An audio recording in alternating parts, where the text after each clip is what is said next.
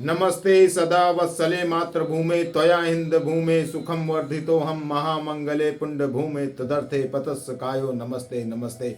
सभी को राम राम। आज हम लोग बात करने वाले हैं पृथ्वी के बैकुंठ यानी हिंदू के सर्वाधिक पवित्र स्थान यानी कि चारों धाम के बीच से एक ऐसे विशिष्ट धाम के बारे में जिसका इतिहास आज के लगभग 8000 वर्ष पुराना है।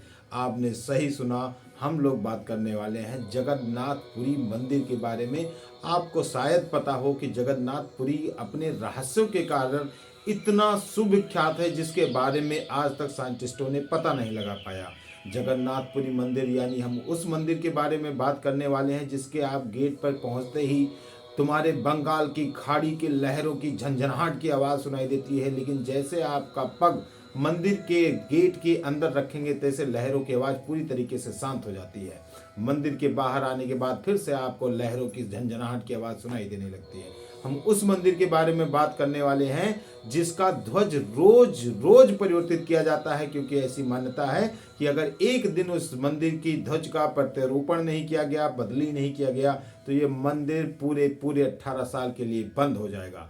आज हम बात करने वाले हैं उस मंदिर के बारे में जिस मंदिर के आज तक शैडो कहीं बना ही नहीं, यानी उसकी परछाई कभी पृथ्वी पर बनती ही नहीं।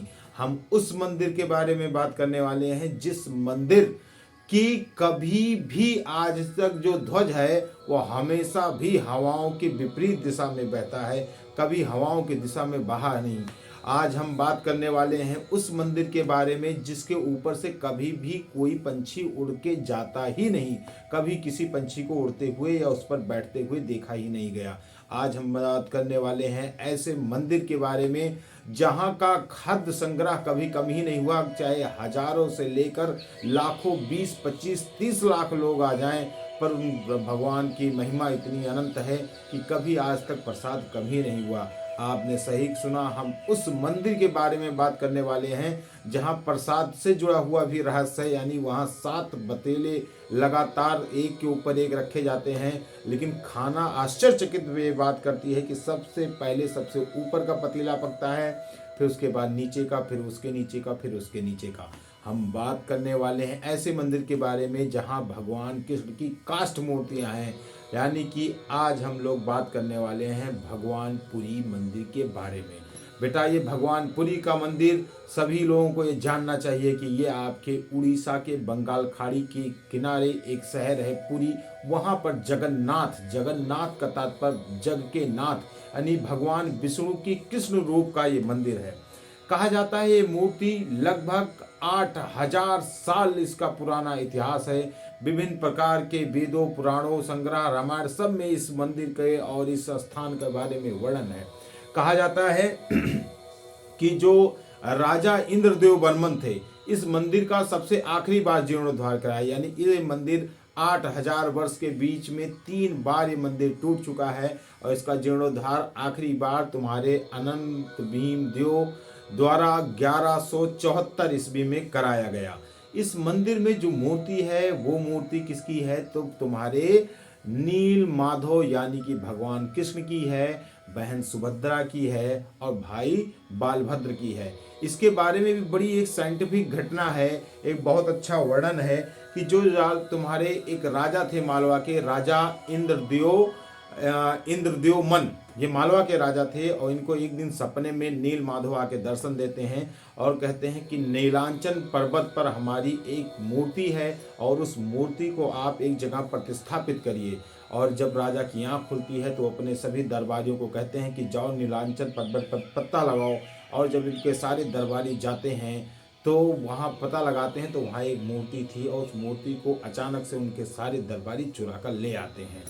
और ये मूर्ति थी कहाँ, तो वहाँ सबर जनजाति के लोग उसको बहुत आराध्य तरीके से पूजते थे और इससे भगवान बहुत रुष्ट होते हैं और भगवान चले जाते हैं और फिर से वो उसी गुफा में चले जाते हैं। लेकिन भगवान ने राजा को, इंद्रदेव मन को ये जाते जाते कहा कि हम आएंगे ज़रूर, आप एक बार मंदिर का निर्माण करवाइए और जब भव्य मंदिर का निर्माण होगा तो उसके बाद हम आएंगे।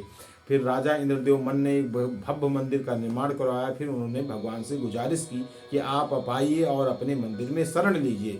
पर भगवान ने सपने में कहा कि समुद्र की तलहटी पर एक काष्ठ की लकड़ी आ रही है तैर के, आप उसे लाइए और उसके बाद हम बताएंगे किस तरीके से आना है। उस लकड़ी को लाने के लिए कई सारे लोग गए, पर उसको किसी ने उठाने की जरूरत और हिम्मत नहीं कर सके। अंततः तुम्हारे सवर जनजाति के जो मुख्य पुजारी थे वो गए और उस लड़की को बड़े आसानी से उस लकड़ी को लेकर आए। लेकिन अब उस लकड़ी से भगवान की मूर्तियां बनानी थी, तो सभी लोगों के अथक प्रयास के बाद भी उस पर एक भी तुम्हारी हथौड़ी, एक भी आरा न चल सका। अंत में वहाँ भगवान विश्वकर्मा एक वृद्ध का रूप धारण करके आते हैं और उसके बाद वो कहते हैं कि ठीक है, हम मूर्ति बना सकते हैं, लेकिन मेरी कुछ शर्त है। कहा राजा ने क्या शर्त है? तो इंद्रदेव मन से उन्होंने कहा मेरी शर्त यह है कि इस मंदिर को मैं बनाऊंगा 21 दिन में बनाऊंगा और अकेले बनाऊंगा। और ये कहते हुए वो दरवाज़ा बंद कर लेते हैं और लकड़ी अपने साथ एक कमरे में बंद कर लेते हैं। लगभग 15 दिन बीत जाने के बाद जो राजा इंद्रदेव मन की पत्नी थी वो राजा से बहुत उत्साहित रूप से कहती हैं कि पता नहीं मंदिर अंदर क्या हो रहा है। और अंततः राजा इंद्रदेव मन दरवाज़ा खोल देते हैं और देखते हैं कि वहाँ बूढ़ा व्यक्ति नहीं है और वहाँ तुम्हारे नील माधव यानी कि तुम्हारे जगन्नाथ भगवान की मूर्ति, उनके छोटे छोटे हाथ बने हुए थे। तुम्हारे बालभद्र की वहाँ छोटे छोटे हाथ बने हुए थे, पर दोनों भगवान के पैर नहीं बने हुए थे। और तुम्हारे जो सुभद्रा थी यानी कि नील माधव की जो बहन थी, उनके न हाथ बना था न पैर बना था, क्योंकि बीच में ही दरवाज़ा खोल दिया गया था। बूढ़ा व्यक्ति वहाँ से गायब हो गया था। लेकिन तुम्हारे इंद्रदेव मन ने इसी स्थिति में उस मूर्ति को वहीं जाके प्रतिस्थापित किया और तभी से वहाँ काष्ठ मूर्ति की ही पूजा होती है। और रही बात इस मंदिर के खजाने की, तो 2018 में एक पूरा दल वहाँ के उड़ीसा हाईकोर्ट के निगरानी में अंदर गया और वहाँ के जितने खजाने को देखकर स्तब्ध रह गया।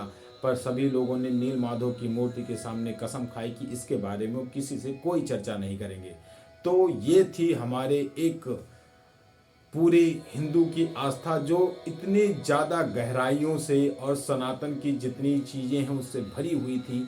और ये ऐसी घटनाएं कहीं ना कहीं तब आस्था को और प्रवीण कर देती हैं कि जो सभी धर्मों का आदि अनंत अंत, चढ़ गई चंग पतंग संग चंद चोहोरे निहारा, आठ अटाकी अटारी अटारा देखा पुनुष निरारा, उस भगवान के बारे में, उस आस्था के बारे में बड़ा गौरवान्वित फील होता है कि हम लोग उस धर्म से आते हैं। बाकी धर्म कोई 570 में पैदा हुआ तो कोई फिर मोहम्मद साहब के बाद में पैदा हुआ, कुछ पहले पैदा हुआ, लेकिन हम लोग आदि हैं, अनंत हैं, जिसका ना कोई अंत है।